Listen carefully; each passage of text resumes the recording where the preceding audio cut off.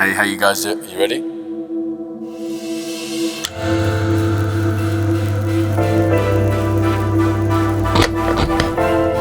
In the mixtape. Bueno amigos, bienvenidos a otra emisión del Mixtape, este programa que va de hablar de música con aquellas personas que están detrás de todos estos proyectos.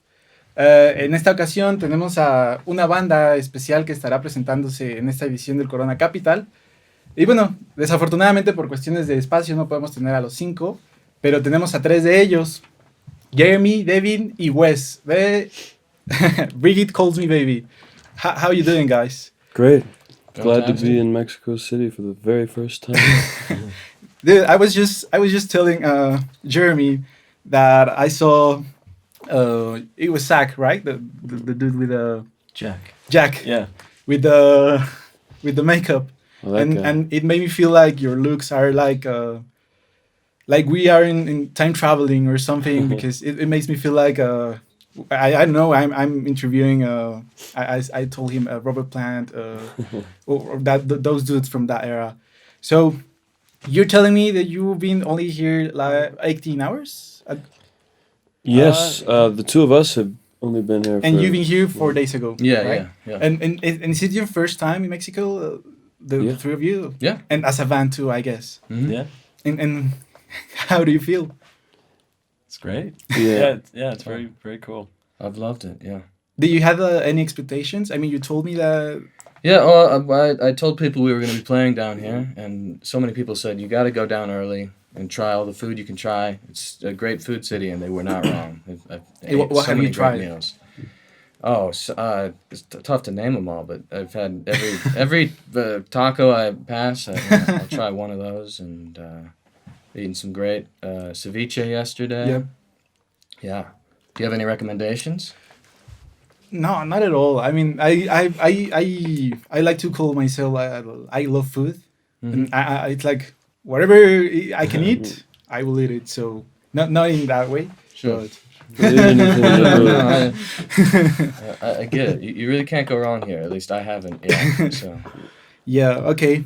So there's a lot to talk about, but we like to start from the beginning, and we like to know what music do you grew up with? What was the sound of your childhood? If this is usually like a kind of hard question, because we need to go like one by one. So whoever wants to start with answering back the question. Yeah. Well, for me, I grew up in Texas and lived on a street with my grandparents right across the street from me and my brothers and uncles next door. And so the family was kind of on one street, and a very small town. So the friends were just right up the road. And so I feel like I was lucky to be exposed to the taste of people from various generations. Yeah. And that was, I think, helpful and sort of in the middle of all of it, finding myself. So I can recall the first music I really fell in love with was hip-hop, but, you know, I could relate to it, but that was not going to be what I was going to do, you know? Yeah. So it was later when exposed to my parents' music taste with bands like Tears for Fears and The Cars and things like that, and my friends' music taste with bands such as The Strokes and Radiohead and things like that, that I was able to sort of see, like I said, in the middle of all that myself, you know? Yeah, so that's pretty cool, because it's kind of, you find the sequencing of that music, right? Because I don't know, I'm not sure about that, but we probably couldn't have the Strokes without Tears for Fears, right? For sure.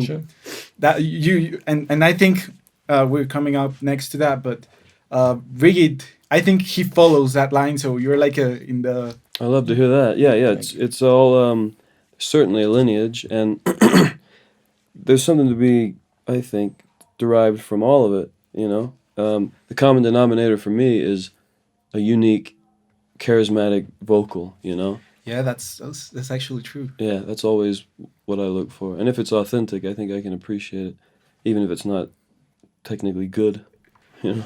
Usually, I mean, it's another point, right? Yeah.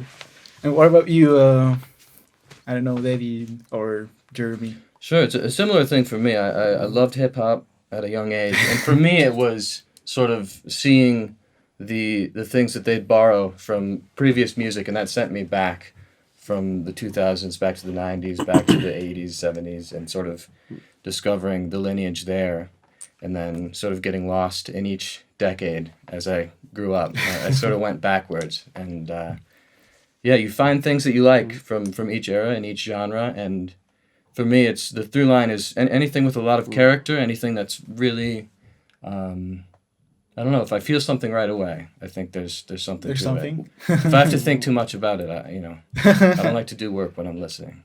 So when you say that, like a similar thing, you mean the same bands? Well, probably. I'm sure we have some. Because there's always like this first approach to a band, to a singer. There's always like this yeah, like a match point when you see Yeah, we related on a lot of something. like synth pop stuff, Sure, and you know, things that that he brought to the music because he plays bass and keys and things. Yep. So we related on a lot of that. And you know, Jeremy's actually quite interesting because he's probably one of the more well-rounded musicians that I know, and as far as what they can draw from. You know, I think your story is pretty interesting. How it started in the jazz school. That's a nice intro. Yeah, you know, I grew up in a musical household because my dad's a professional pianist and my mom plays the flute. But, you know, he would play a lot of wedding gigs. He still does. You know, just like cover band things. He'd like play solo piano, more jazz-inspired things. But I grew up hearing all these different genres just at home. But he's also a massive Beatles fan. You know, so I remember like I didn't know I really wanted to play an instrument until I saw a video. It sounds so cliche, No, I but mean, it's so true. There's a it's- reason why well, you know. so many It's- people feel this way. But it's like a video of watching like the Beatles play in 1963 was like, wow. So that's what playing the drums is. Watching Ringo plays really cool from that time period. But then I got really into jazz music. I went to jazz school, and most of my favorite drummers are jazz drummers, you know. So when did you make this jump to making this music of Brigitte? Because I mean, I could not tell a sound of jazz as my ears are not that privileged. So how do you make that jump into making this stuff? It's just for telling. Yeah, you know, it's jazz school's a very unforgiving place because the only thing that's cool is jazz music. And if you listen to any other type of music, you're not hip or cool or whatever. And I really missed listening to the bands that I like to listen to, like we talked about the Cars and everything. So you were almost shamed for anything you might have liked that wasn't jazz, huh? Yeah, you know, you know, I did like going back to the Beatles. I did a Beatles song in my senior recital. Someone made a post. I'm sick and tired of seeing all these people playing Beatles songs on their jazz recitals. You know? If it ain't tipping, it ain't good or whatever. It's just, you know, but I'm really glad I went. It's still a really valuable time in my life going to music school. But it felt good to get out and meet these guys and feel comfortable making music that That's- I kind of repressed for quite a while. I'll say the transition seemed pretty seamless. You put a pair of larger sticks in your hand, and he can hit pretty hard. It's, it didn't seem as if we were going to live in that jazz world for No, No. I could not tell that. Well, Jeremy and I met at jazz school, so I can relate on a lot of this. I got out a little bit earlier than he did, but you know, Yeah. I was sort of itching to go back to playing was something that I felt instead of what I was being told. I Yeah. don't know if you were feeling that too. Yeah, well, it needed to be esoteric all the time and complicated, just Yeah. for the sake of being that way. Yeah. And it didn't sit well with me. It was like, why? But it's kind of nice to have someone in the band who understands theory, you know, music theory, because I sure as hell don't. You know, it's the whole nature of music school is foreign to me. School in general is foreign to me, but to have someone that comes from a place of discipline more and things like that is pretty helpful in, you know, writing and creating songs. So that technical knowledge that you have, it landed on the way you make music. I think both of them have like a capability there, like just an understanding of music in a way that I don't. So they bring some of that, and I guess I bring my thing, and somewhere in the middle of that is this, and that's just helpful to have that knowledge, you know. Dude, I think I got it. That's Yeah. gotta be the key of the sound of Brigitte, because there's like a I could not like talk specifically about things, but you can listen this combination of technical knowledge and Roughness. of loving Yeah, music. yeah. So Yeah. that's great. Yeah. For sure. I think all five of us sort of land in different areas, and we all come from different musical backgrounds. To me, the sound of the band is where it all overlaps. It's the Yeah. things that we all love, and that sort of becomes the sound that we go for. So that's the process of making music. Like you find out there's like this I don't know if this is a word, but diagramma. Like you made some circles, and Yeah, like a there are Venn some diagram. places Yeah, in yeah, circles yeah. where you Sure. Absolutely. that's it. Yes, I would say, you know, and the way that songs have been written has kind of evolved a bit from the start, but in a very, very rewarding way. Because now, I would say 2 years ago, we started off as pretty much a live band. We hadn't released any music, and so we got a chance to sort of cut our teeth doing the live thing, and then we started releasing music, and I find that now we almost have not a formula, but an understanding of who we are and a place to go when we want to access the identity. Like the songs, we know how to do what we do now, as to where I would say some years ago, it's a bit different. There's some self-discovery and things that have occurred over the years, and just feel very confident now, which is Yeah, I mean, great. even if you started playing live, I think it's I don't know. I'm not a musician, but there's I let you to say this, but if there's this big difference in between starting playing live and starting like in the studio, because I mean the band I was just showing you, Monoblock, they told us that they started recording, so this thing of playing live, they love it, but it's kind of new. And in your case, it's the opposite. It's sort of a classic way of doing it, I guess, and it wasn't necessarily intentional, but I think we had done a handful of gigs, certainly in Chicago, before we ever released anything, and we created a buzz that way. You know, people were talking about the live show, and our first gig was, I think, the first gig was the time we opened for Inhaler, right? That was our first one in Chicago. We'd done New York and LA. Oh yeah, that was our first proper gig. Yeah. The others were like showcases for labels and things. But this was our first proper gig, and just word of mouth in Chicago kind of spread. You got to see the live show, you know. Yeah, that's usually how it happens. Yeah.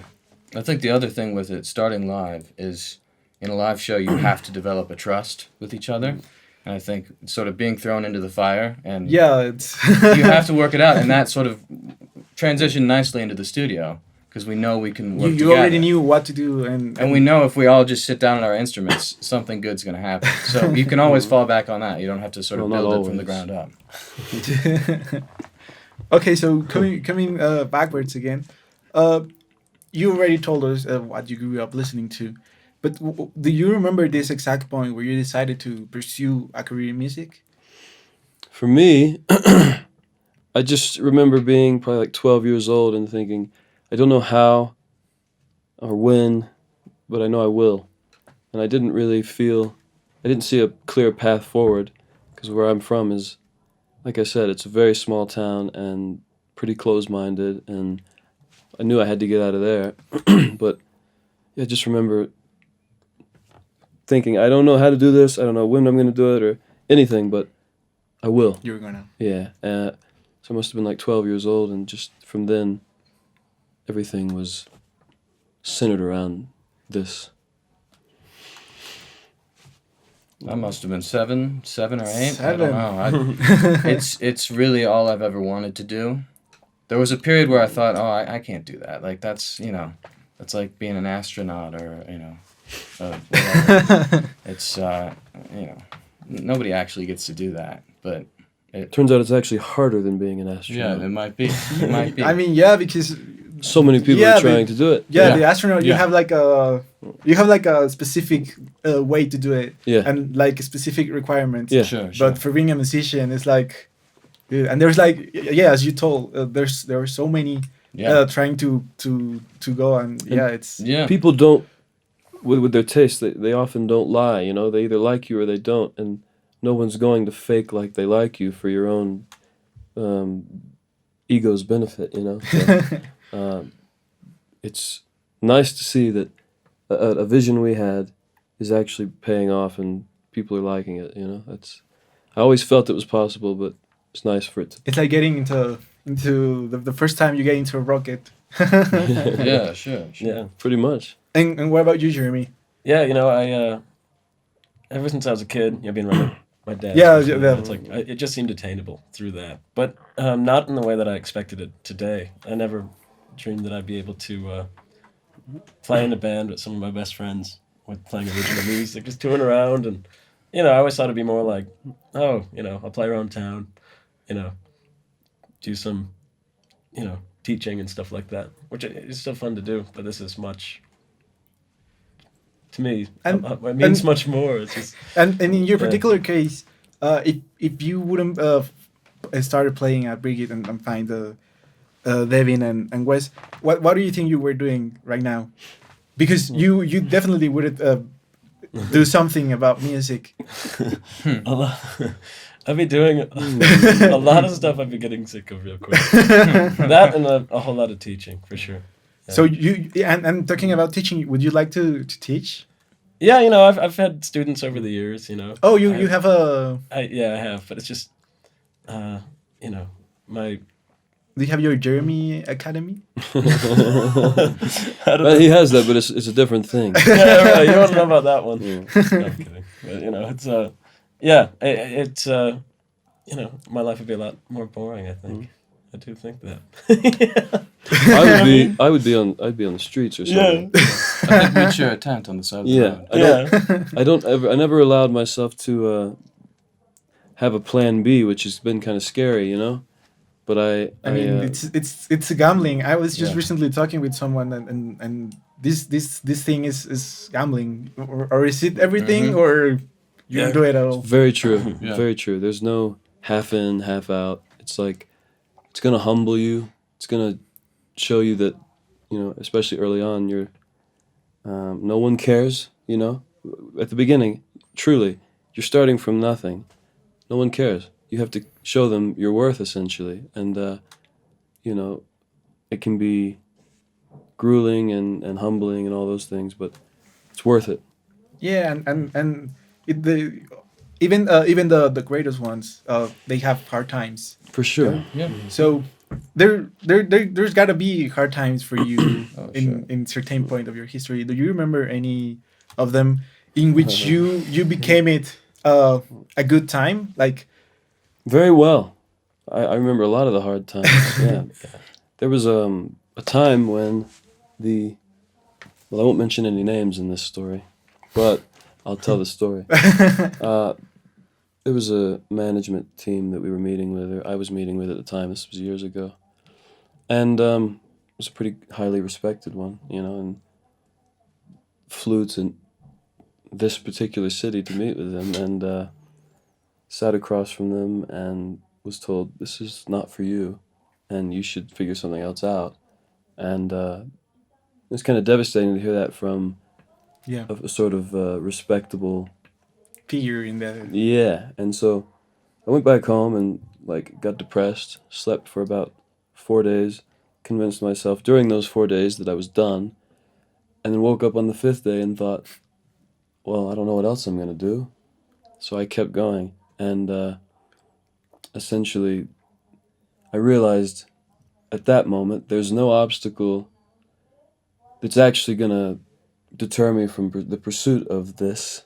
And a lot of those things are necessary, though, you know, to teach you endurance. And if you really want something, a couple of people's opinions are not going to make you, you know, stop Yeah, I mean, the pursuit. So that would be an example. I mean, there's plenty of others when you're like, you know, show up to a gig early on in the days of the band and 10 people are there. In those moments, it's hard to see the vision that you always could see when you're in your bedroom. It's hard to keep with it, but you have to, because those 10 people came to see you, and they are... Yeah, they mean something. You when you see 10 people enjoying what you're doing, you just a change of perspective is all you have to really achieve. You can imagine the 10 turning into 1,000 and 10,000 and more, and that just humbling moments throughout life. Yeah. And do you guys remember or want to talk about any in particular? Well, Jeremy's life has been nothing but bliss, so... Everything's all good here. Really, Jeremy. Well, no, I remember when we first started doing this, just starting up this band. I remember it was like right after the pandemic, like vaccines started becoming available and whatnot. Yep. Things just started opening up, and we started kind of playing more. At the time, because all the gigs had dried up, I was just like working at a high school as a teacher's assistant. And then we got a gig in New York. What subject where you were? It was like assistant? all around. It was nothing going about around the music, school, right? hanging out. No, it was Okay. not a music. It was like, man, you know what? I make all my money doing music. It all dried up. What do I do now? So that's what I did, and luckily, like I talked about going to college. It's like could use that to carry me through that hard time. But I remember, like, we got a gig in New York, and I told... After the pandemic, right? Yes. This is like... 2 years ago? 2 years ago. This is like, things are just opening up. This was our first gig, right? First gig, yeah. Yeah, in New York, right? Yeah, and this, I was still teaching at this school. But, What do you mean with teaching? lots of supervision. Okay. That's what it was, Babysitting. Babysitting, taking attendance, lots of things like, may I use the restroom? Sure. But I didn't want to be doing that, So I got this gig in New York, and I told the administration, hey, I'm going to New York that weekend, And then they said, well, if you do that, you lose your job. And I said, okay. I said, gladly, and that was it, because I knew early on, I said... Are they bad news? Yeah, but it was tricky, because I was like, okay, yes, I need to, I know I need to go to New York, that's it. But also, I got to figure out how to make this work afterwards. Well, it's a tough thing to have a day job, and also, things were taking off, Yeah. but it takes a while to get the momentum. And so to play to 3,000 people and the next day show up on a construction site and be installing speakers is really, it's a whiplash It's a weird experience. But juxtaposition, yeah, for sure. it, I'll take it. Yeah. Like I said, there's not a plan B. There's nothing else. It's easy to put up with all this when it's the one thing you're good at. It's a pretty easy decision to make. That's what I'm going to do then. You just figure it out. That's essentially what we've had to do. It's not been easy, but you just have to make it work until this can be the only thing that you do, for a minute. And everyone's been able to do that, thankfully. Yeah. Yeah, I mean that's a great message for. There's. I'm definitely I'm full of great messages. Yes. Yeah, I'm starting to see that. Okay, so I want to know as well, how do you guys meet each other? How does this moment where you decided to pursue the career music, how does it blend with the start of the band? Well, it's sort of actually different for each person within the band. Like I said, I'm from Texas, and I'd made a few friends in Chicago over the internet that were also musicians. And there was this guy, John, who was kind of my first friend in Chicago. And so I went out one winter to just see him and hang out and see what the city was all about. And his friends were around, and one of them was our guitarist, Jack. And he was the first in the band that I met. And then a few days later, I met Dave, the other guitarist. And, they were always, I found to be, I had some things in common with them, so they were always like sort of in the back of my mind, if I could ever get to Chicago, form a band, these things were starting to come up in my mind as I was out there. And, they, years later, must have been 2016 or 17. And then in 2021 or 2 that we met. 20, That would have been 21. 2021, I think. Yeah, so after some opportunities that I got with this movie that I had worked on, and I met this producer on that movie who we really hit it off, and we were looking to make a record. Well, he said, "Well, do you have a band?" And I lied, and I said yes. But I knew who I would call, partially. I knew Jack would be one of the people that I would call. And I would probably just ask him, "Hey, I need to form a band here. Who do you got in mind?" But thankfully, by that point, I had only a couple of times met Jeremy, and so Jack and Jeremy were the two that came to mind. And Jeremy then, when I asked him, do you know any keyboard players?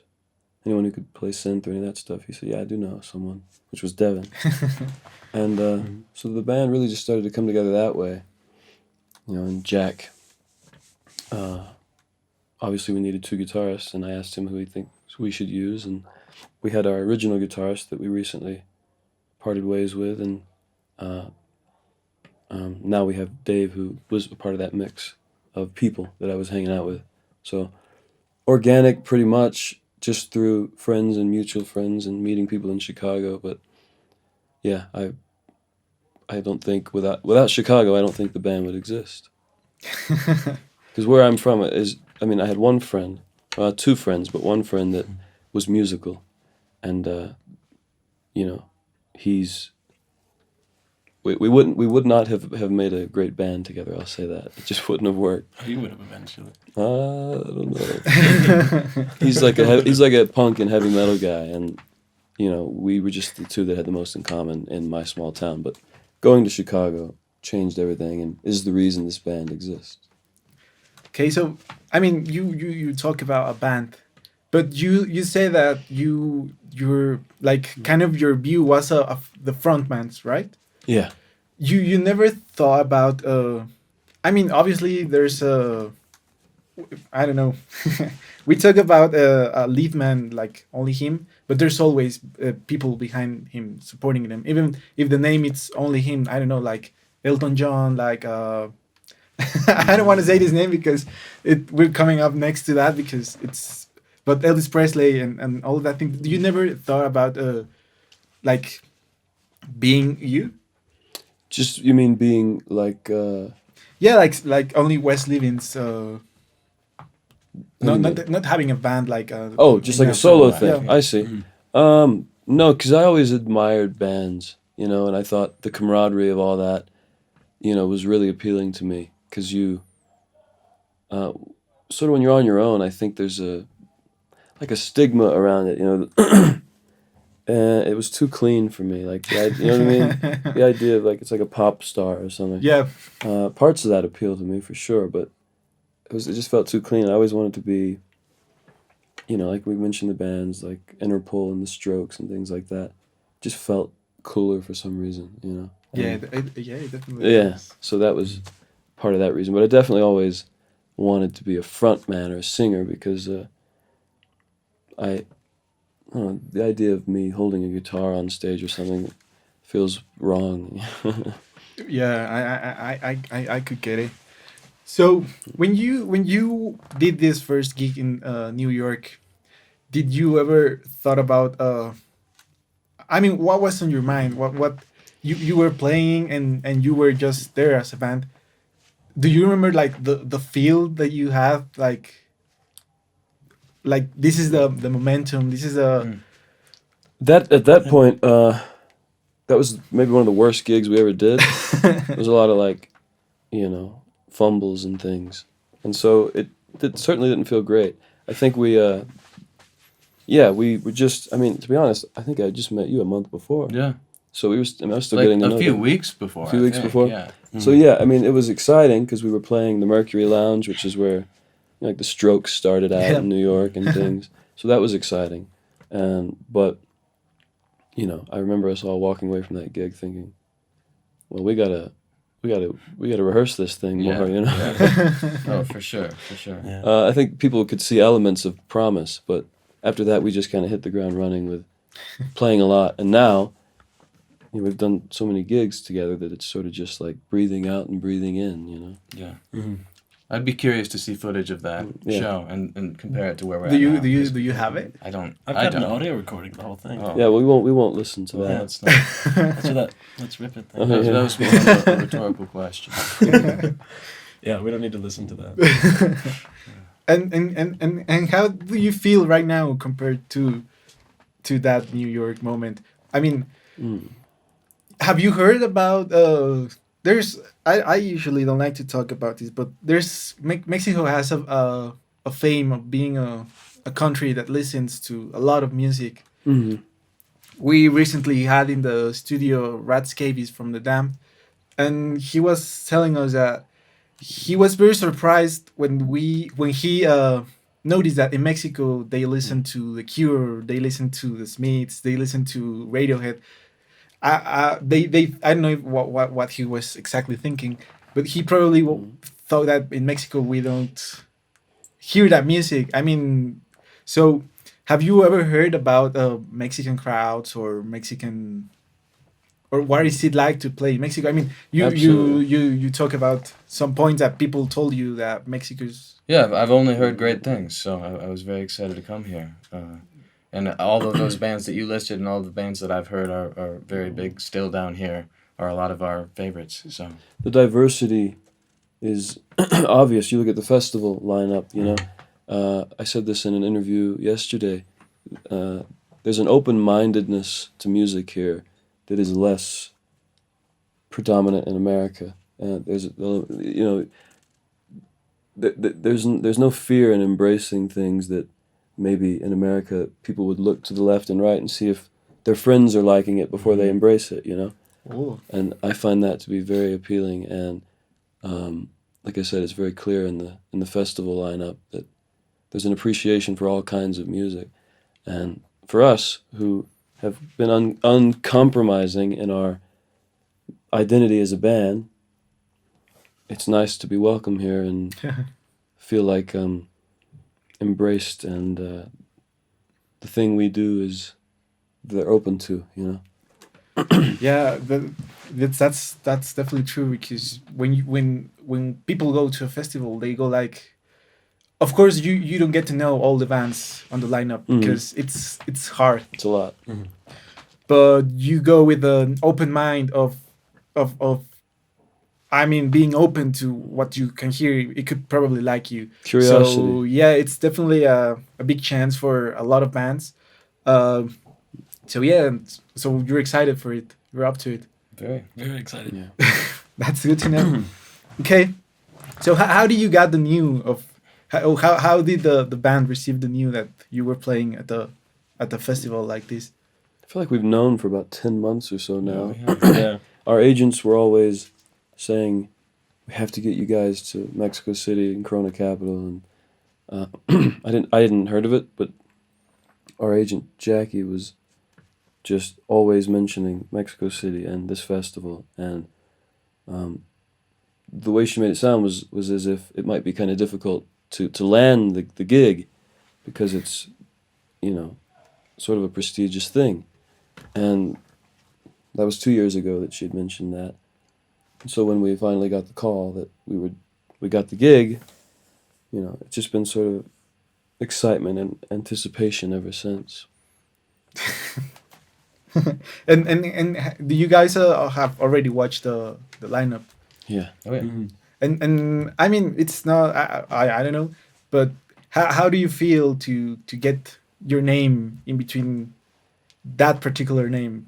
Well, to see your name on a poster with like New Order and things like that is pretty exciting. Do you ever imagine playing in other country with this kind of New Order, McCartney. It was always a part of the goal, you know. Oh, I imagined it all the time. Yeah. To actually do it is it's very But gratifying. I do believe in now. I didn't so much years ago, but I believe in manifestation and things, and you know, I think we've just refused to give in or give up for so long now that, you know, the universe is finally saying, "Oh well, I guess we'll give it to him." You know. Just stop asking. Yeah.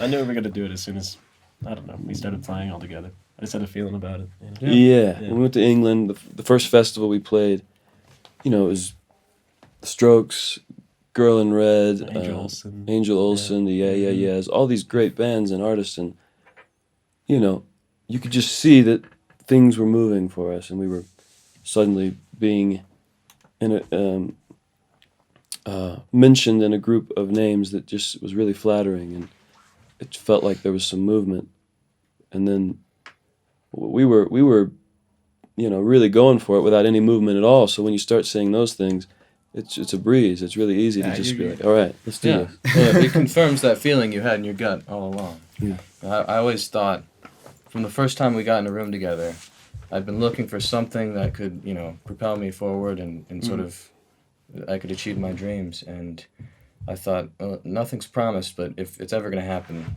this is the group that's going to happen.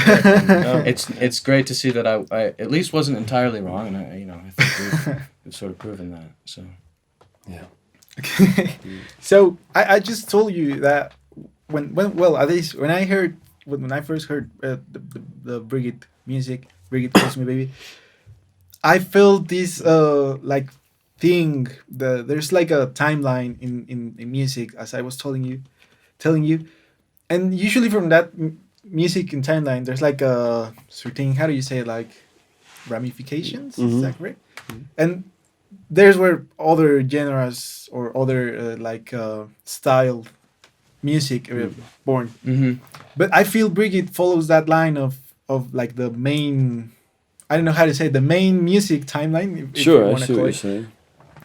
Because I even read it in some articles, but I feel the same way when I hear like some songs. I feel like it's like hearing music from the 80s, from 2000s.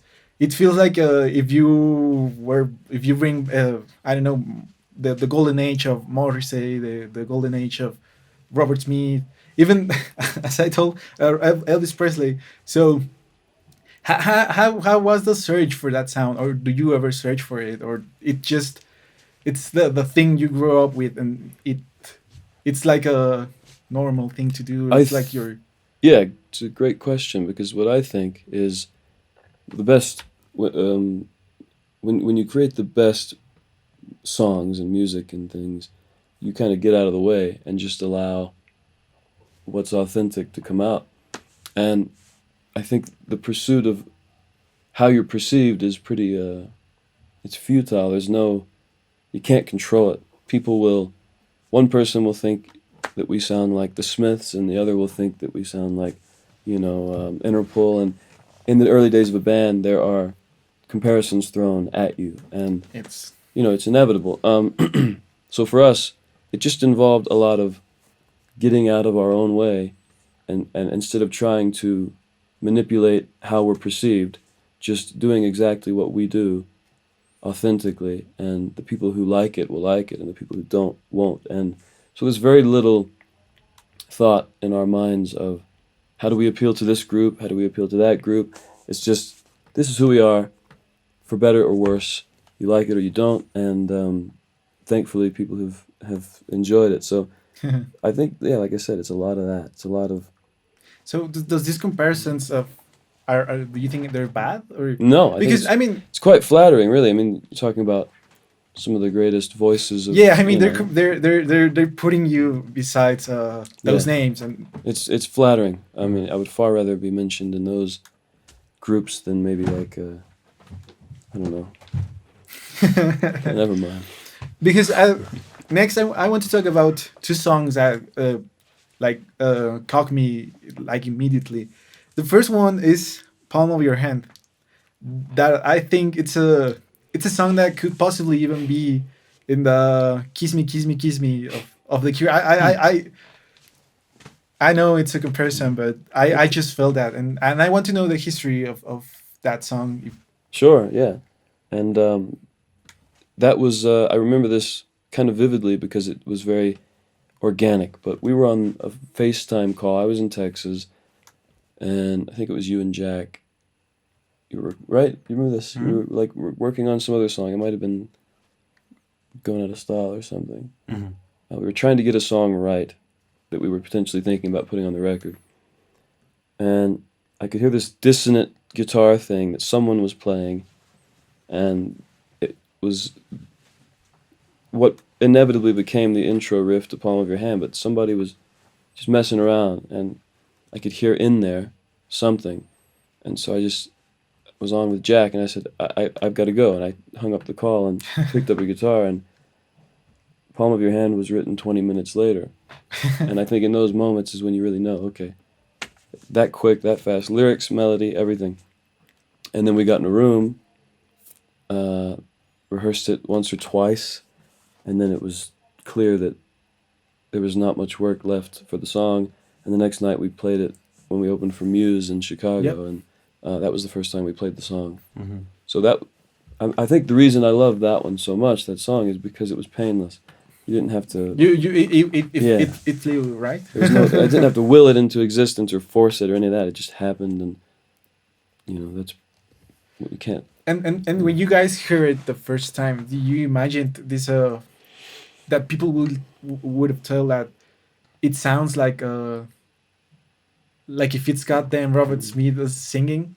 I didn't. No, it wasn't part of the pursuit of the song, but it's a very flattering comparison for sure. Yeah. And there's this other song that I like a lot, and it's Eddie My Love. What can you tell us about that song?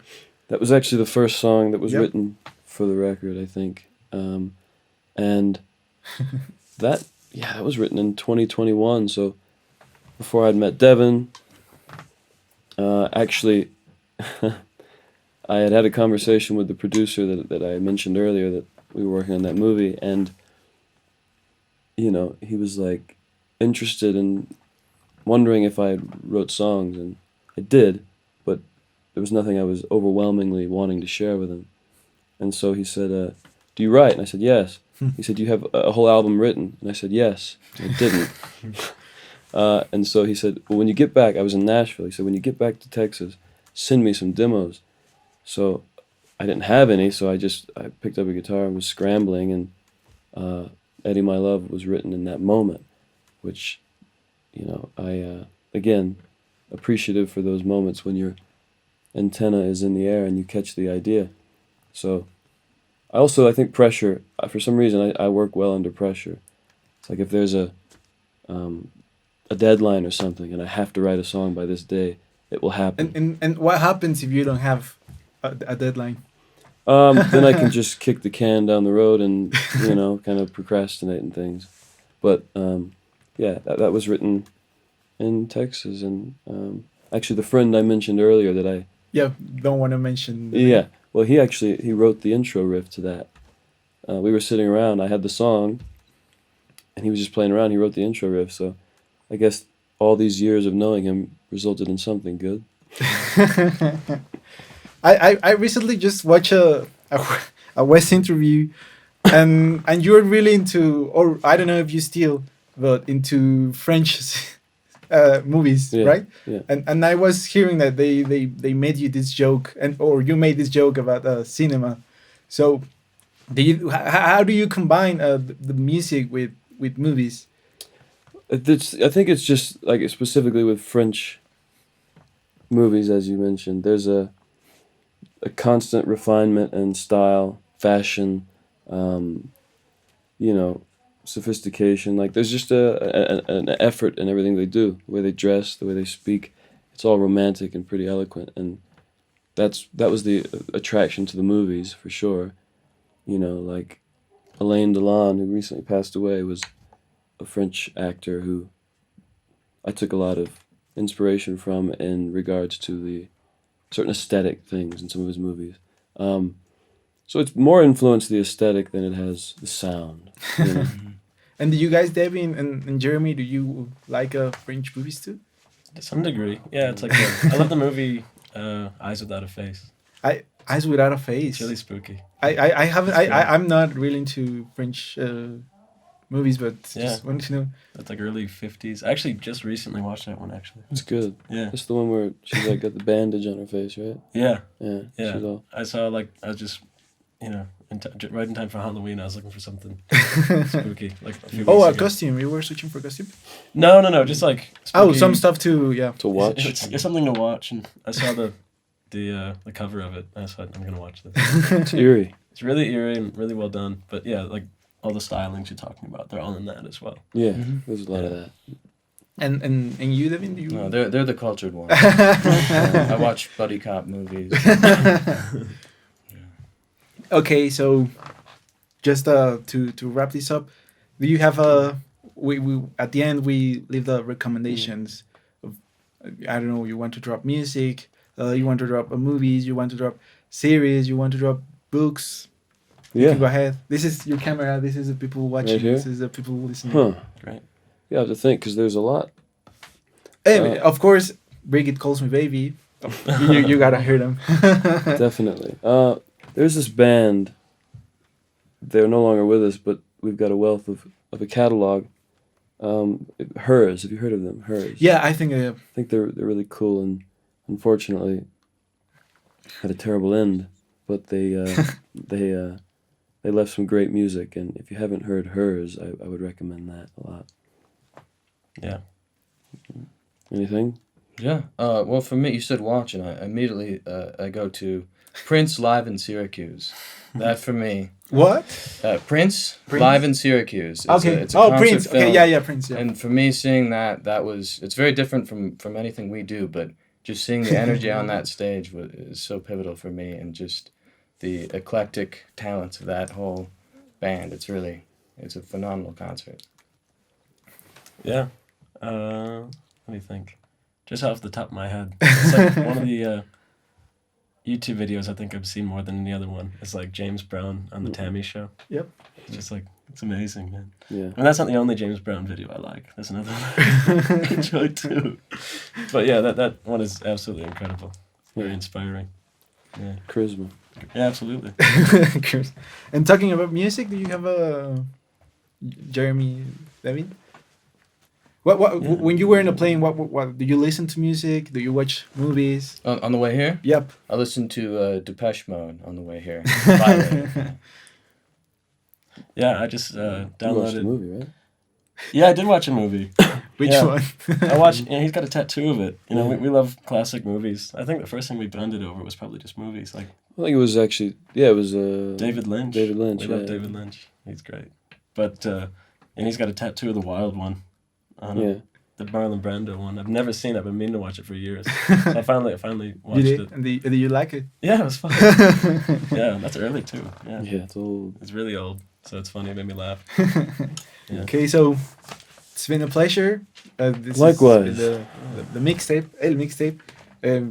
No olviden suscribirse, darle like y seguir al tanto para próximas dinámicas y episodios. T-minus 5, 4, 3, 2, 1. Hey, how you guys? You ready?